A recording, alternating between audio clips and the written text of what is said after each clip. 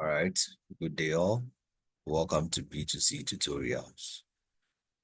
Just like we offer extra tuition for students, both online or in person.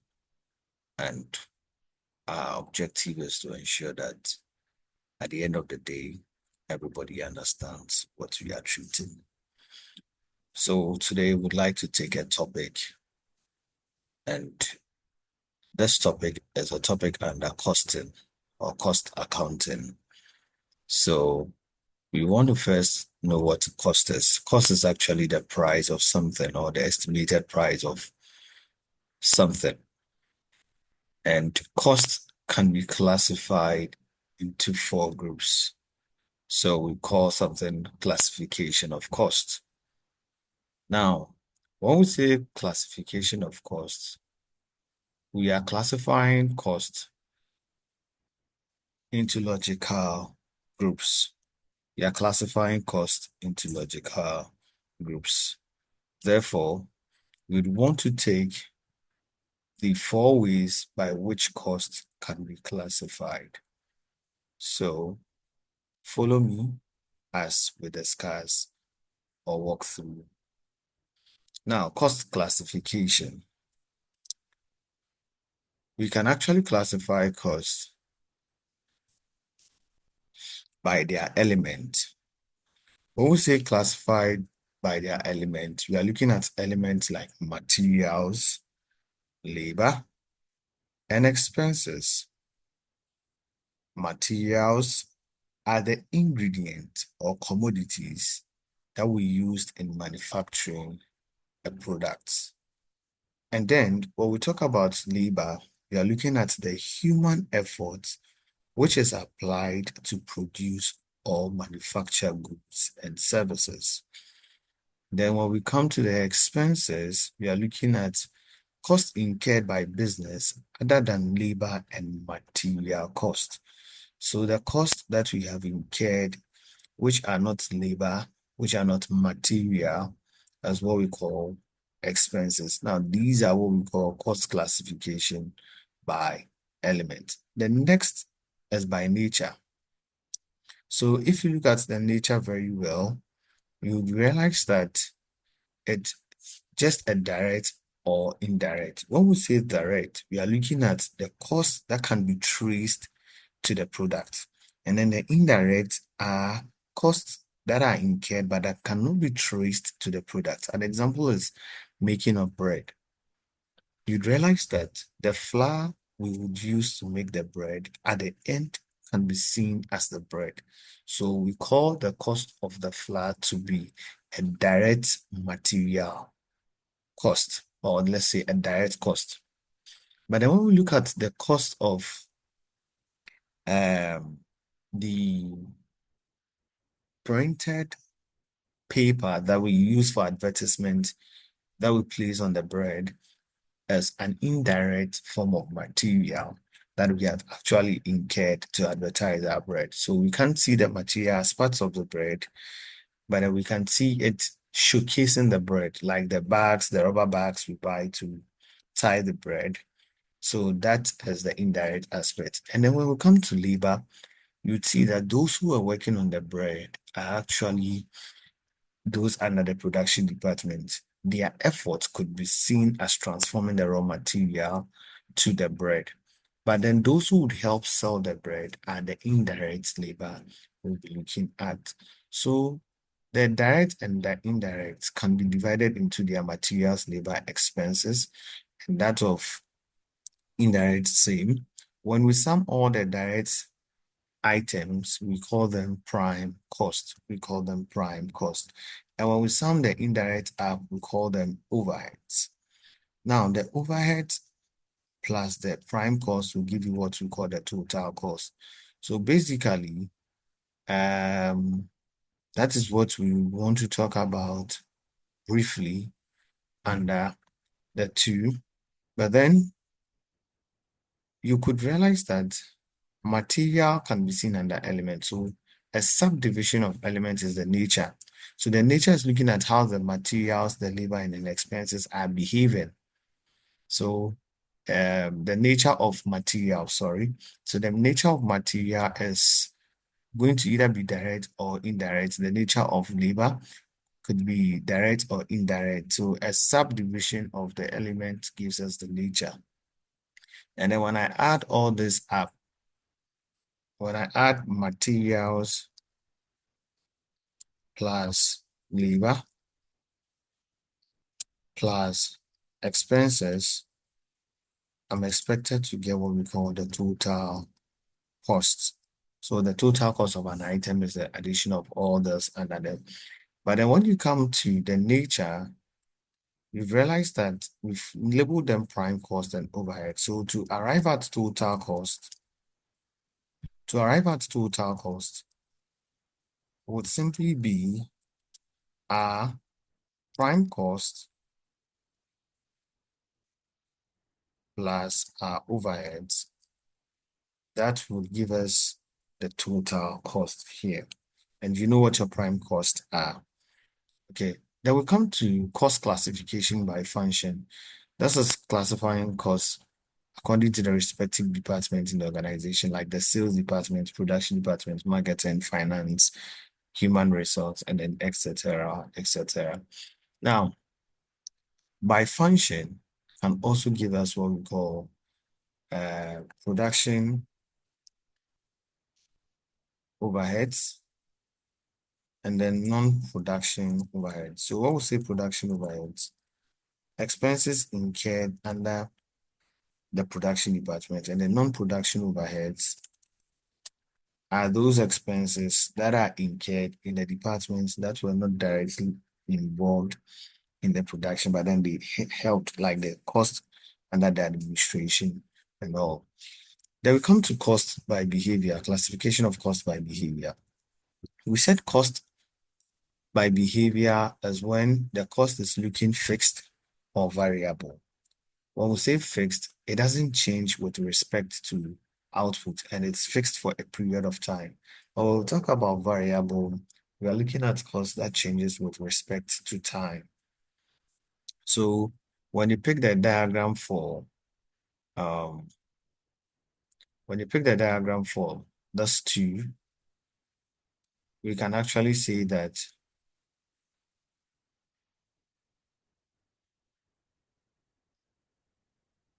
fixed cost is fixed for a period of time.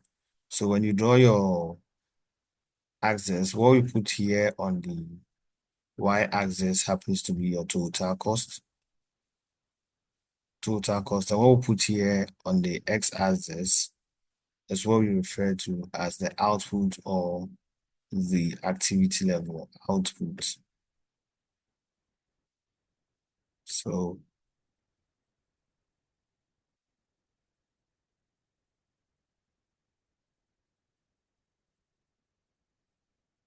now here, when you're drawing your total cost, it's fixed for a period of time. So it looks like this under the total cost. So this is what we call the fixed cost.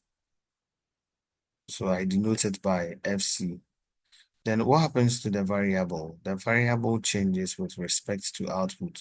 So the more output you produce, the more the curve changes. So if I produce 1, first cost is maybe 5 cedis. Whether I produce 1, first cost is still 5 cedis.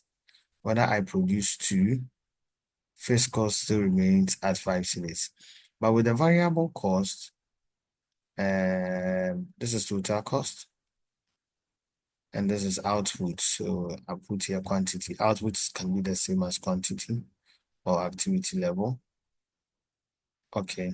Now, if I produce 1 here, it means that the cost involved would be somewhere here, which would fall around, say, 4 cedis. So total cost when I produce 1 item is 4 cedis.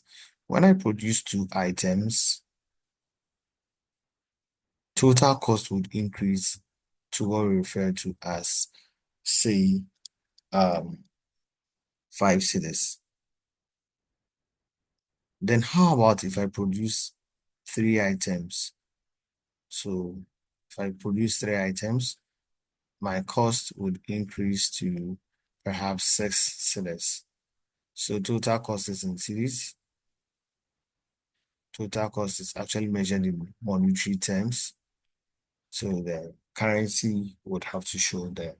Now, these are the diagrams to explain total variable. Now, open your eyes widely because I am seeing total cost and I'm seeing total cost.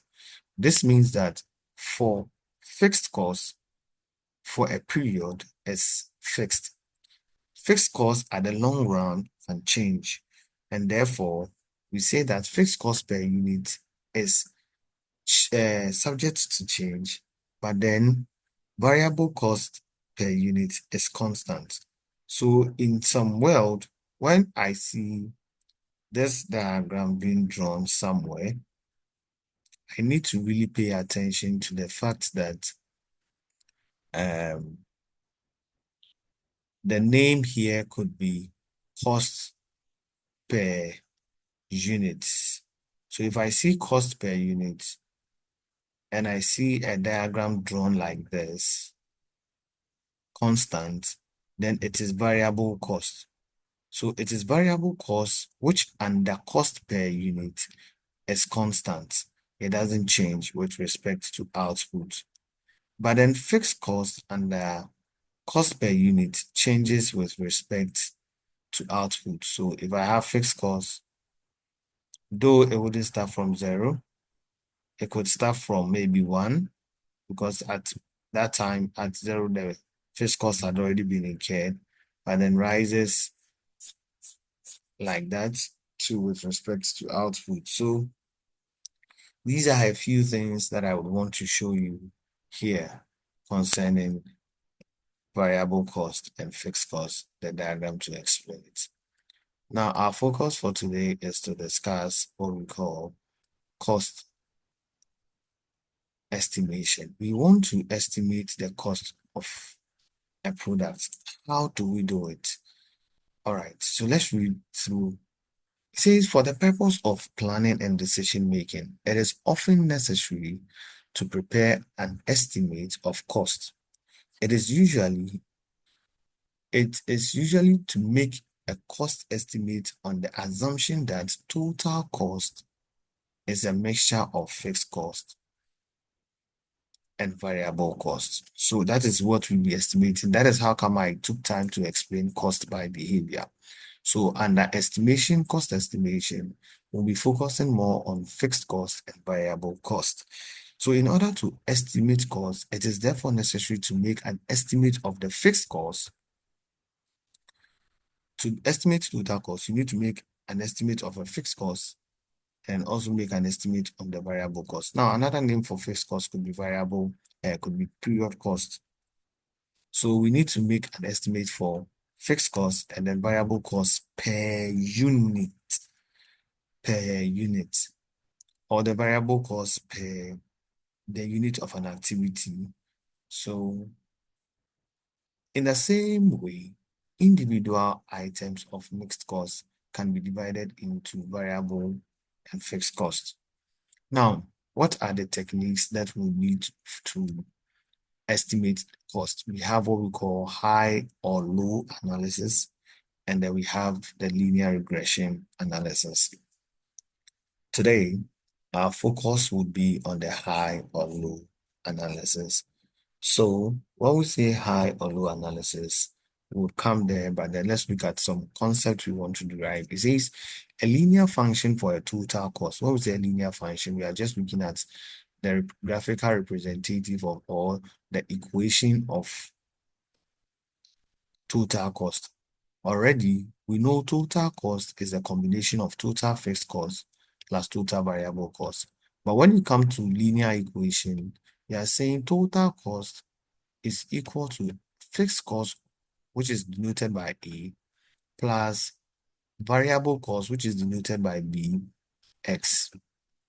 Now, B is referred to as variable cost per unit, the variable cost per a unit. And then X would refer to the quantity you have produced. Now, why are we multiplying variable cost per unit by quantity the company has produced or sold? Reasons being that variable cost changes with respect to output. So the more we produce, the more cost we incurred under variable cost. So this total variable cost you are seeing here is just variable cost per unit multiplied by the quantity of the organization or the quantity produced by the organization.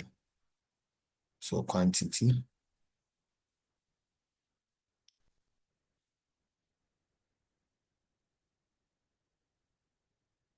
that will give me total variable cost. So anytime you are reading the question, ask yourself, is variable cost per unit or variable cost is written as total variable cost? But then this is a linear equation or the linear function. Now, when I bring this to a graphical method, total cost will never start from 0. Ask yourself why. Total cost can start from 0 because there is a fixed cost component and then there's a variable cost component. So total cost can start from anywhere upwards because if this is fixed cost and this is variable cost, fixed cost and variable cost would have our total cost function. Now the total cost function, when drawn, we are supposed to know that when total cost function is being drawn, we have the variable cost per unit to be the gradient of the line. I would want to draw the diagram again for you to understand. So I pick it again that total cost will not start from 0 because there is a fixed cost component in it. Hence, the variable cost would rather be changing on the fixed cost.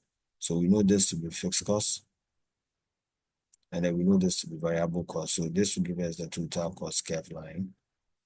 And then the function still remains y equals fixed cost of A plus BX. So if mathematically you remember what you did during your preschool days, you would remember that you did something like this in your school, where we were told that the B, which is variable cost per unit, is the gradient of the line. So the B, which is the variable cost per unit, is called the gradient of a line. The gradient of a line. Okay. Gradient of a line. That's awesome. Let's continue, please. So after going through the linear function curve, our focus is now back to the high and low analysis. I explained the function because we'll be using it more often under the high and low method analysis. All right. So back to high and low. What is high and low saying? High and low analysis can be used to estimate fixed cost and variable cost per unit whenever there are figures available for total cost at two different levels of output or activity. What are they trying to say? The company has given you the number of outputs they produced in January and then the outputs they produced in February. There we can actually estimate the amount of order. We can estimate the total cost for March. So the company would give us two or more activities and they would use it to determine the cost we want to know. So if you are being given January, February, March, April, and then we are being asked to determine for May, we would know how to determine it because we've been given different activity levels. So we'll pick a question and then explain it better.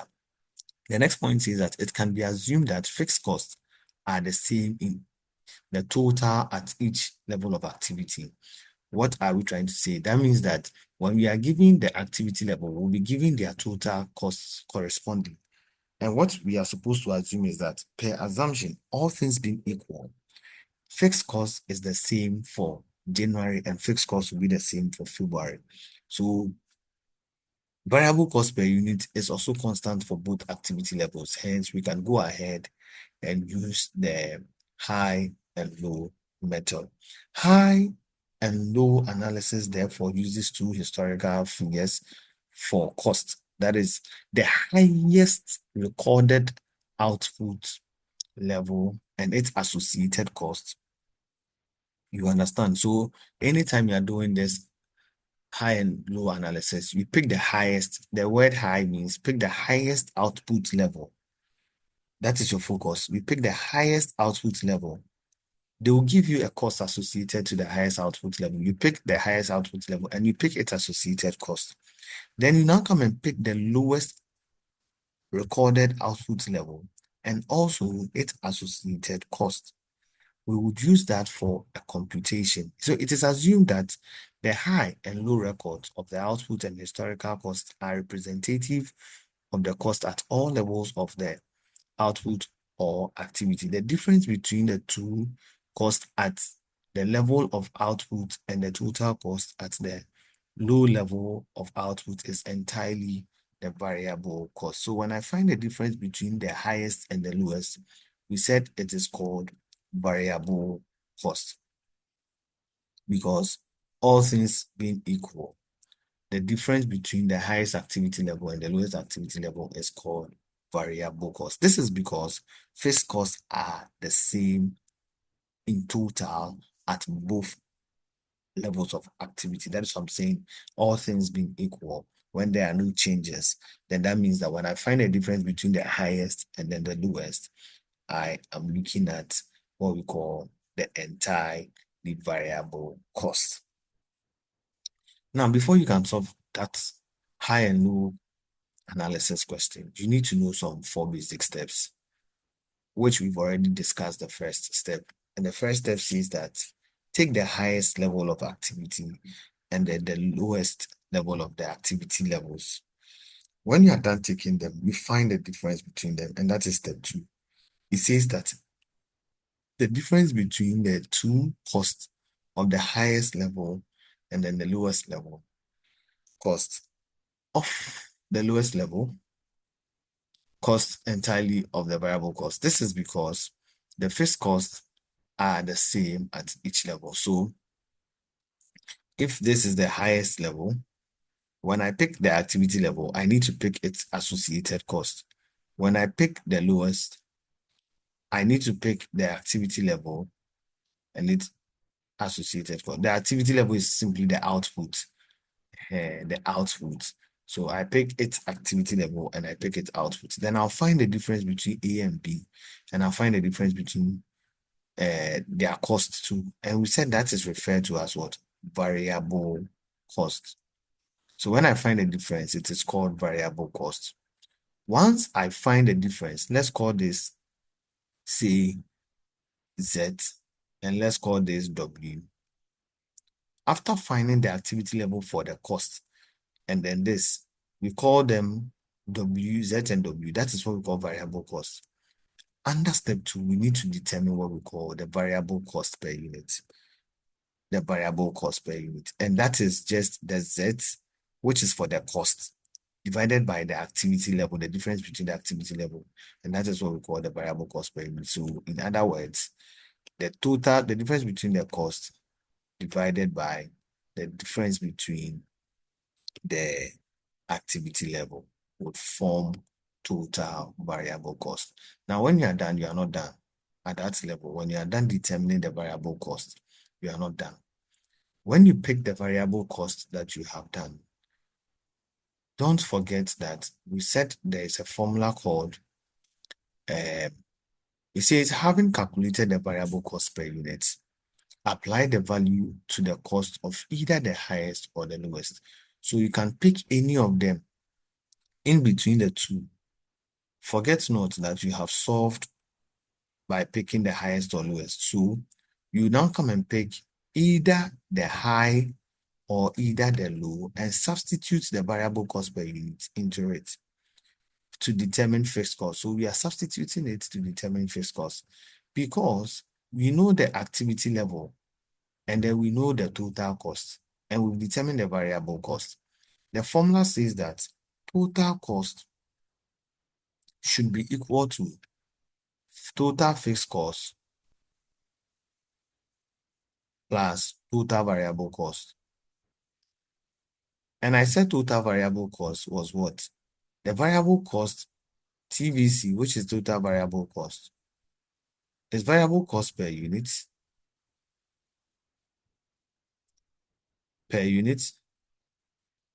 multiplied by the activity level or the quantity produced in that organization. Activity level or the quantity. Now, after we have determined variable cost per unit under method 2, it says that we should go and pick any of the high or low. When you go to any of them, its total cost have already been determined. So the total cost, you just write it down. But we don't know the fixed cost, so we represent the fixed cost by, say, total fixed cost, TFC again. But then at that level, we can actually find our total variable cost because we know the activity level and then we have computed for the variable cost per unit here. So we multiply the two. So if it is the highest, you pick the highest activity level. You pick the highest activity level multiplied by the variable cost per unit you have determined here. When we pick example, you would understand better and better. Now, when you do so, you have determined total fixed cost. Then the next step, which is step 4, comes in.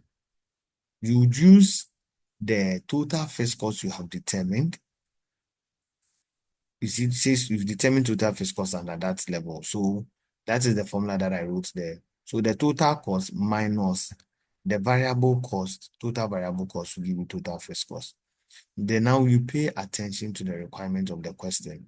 So let's pick a brief question here and then explain it. A company has recorded the following cost in the past 4 months. The month, activities, and then the total cost. The activities are measured in direct labor hours. So January, February, March, April, we have 5,800, 7,700, 8,200, 6,100, and then 40,300, 47,100, 48,700, 40,650. And then what is our requirement? It says that using the high or low analysis, prepare an estimate of total cost for the month of what? May. If the output is expected to be 7,000 direct labor hours. So the very first 4 steps we know, we implement the step. Then the last stage, which is the step 5, which was not stated, is to help us determine total cost for May, knowing that we have direct labor hours. So let's solve it together. Now, from January, February, March, April, which one has the highest activity level and then the lowest activity level? March has the highest activity level, and then January has the lowest activity level. Now, the associated costs were 40,300 and 48,700. So the focus, we have been able to determine step 1. I will not write step 1, but then I'll begin from step 2 because we have to find the difference. So to find the difference, sorry.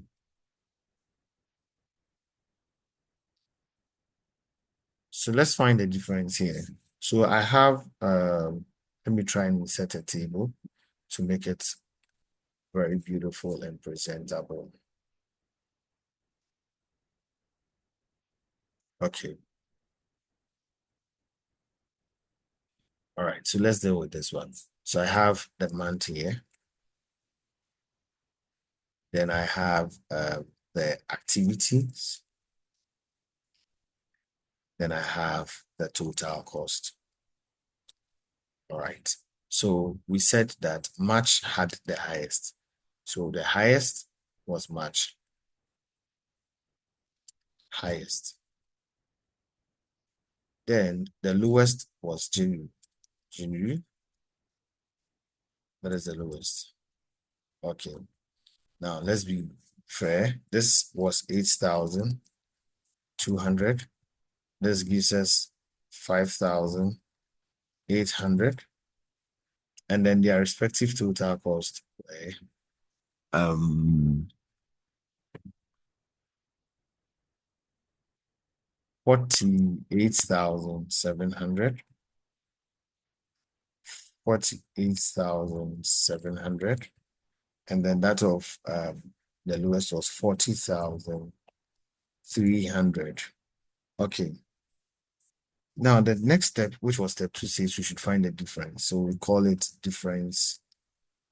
Now the difference is just 8,200 minus 5,800 will give us 2,400. 2,400. And then the difference between the total cost two of 48,700 minus 40,300 will be 8,400. Now this is actually in currency. So these were the currencies attached to it. But the activity level were in hours. Then we can write them if we don't want to confuse ourselves. Hours, and this was also in hours. Okay. Now, after determining this, which is the step two also says we should determine variable cost per unit. So variable cost per unit, which I mentioned severally, cost per unit, is the difference between the total cost divided by the difference in the activity level. So looking at what we have there, I would have my $8,400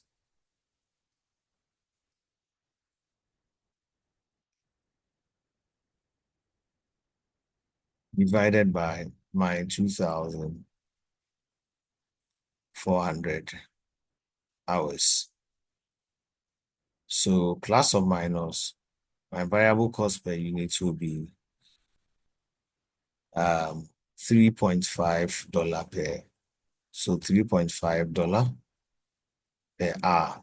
So this is what we call the variable cost per unit. $3.5 per hour. So every 1 hour, this is how much you'll be paying for labor in terms of variable cost. Okay. Now, after determining variable costs, the question says that we should pick any of the activity, either the highest or the lowest, and substitute it to find the fixed cost. So let's proceed by picking any of the activity level. So I would want to pick the one with the lowest.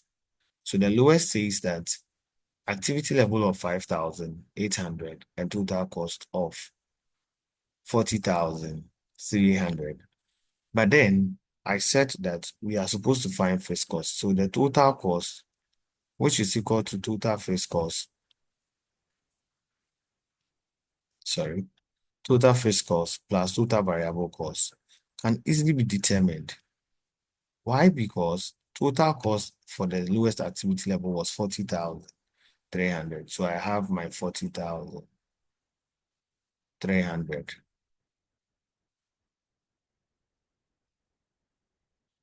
So I don't know my fixed cost. So I still write my fixed cost as TFC,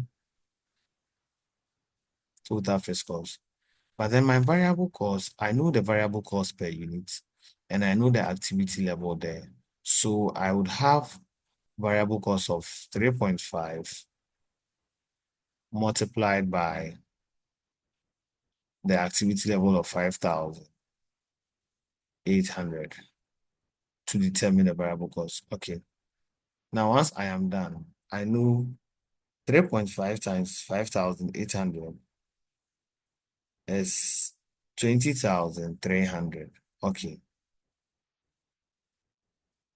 20,300. So I have 40,300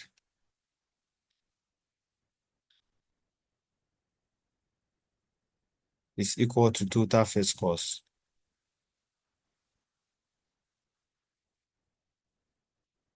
Total fixed cost plus 20,300. Here, mathematically, nobody will tell you to group like terms. This is in TFC, this is 20,000. So this would have to cross. And so I would have 40,000. The sign was positive, so it's going to cross the equal to sign. And it's going to give me a negative 20,000. 20,300. When I do this, I've been able to determine the fixed cost. So total fixed cost. What is 40,300 from 20,300? So the total fixed cost is then equal to 20,000. That means that fixed cost at any of the activity level, either the month of January, February, March, is the same. So January, February, March, April, the total fixed cost happens to be the same. Happens to be the same. So the next question is that after determining fixed costs, we have followed the 4 steps. The next one says that we should estimate total cost for May. Do we know total cost for May? No. But then we now know the output. We know the fixed cost, and then we know variable cost per unit. So we are supposed to use that to determine it. So I'll be doing that computation here. We are determining, so cost estimate for May. Cost estimate for May.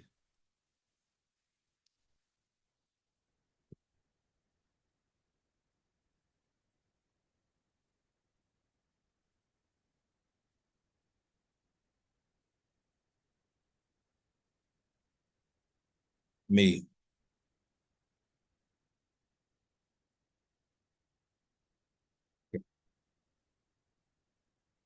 How do you arrive at total cost for May? It's fixed cost plus variable units. So we have the fixed cost, which we have determined as 20,000. Fixed cost of 20,000. Cost is the same for all. That is what we said. All things being equal, is the same for the entire month. So fixed cost of 20,000.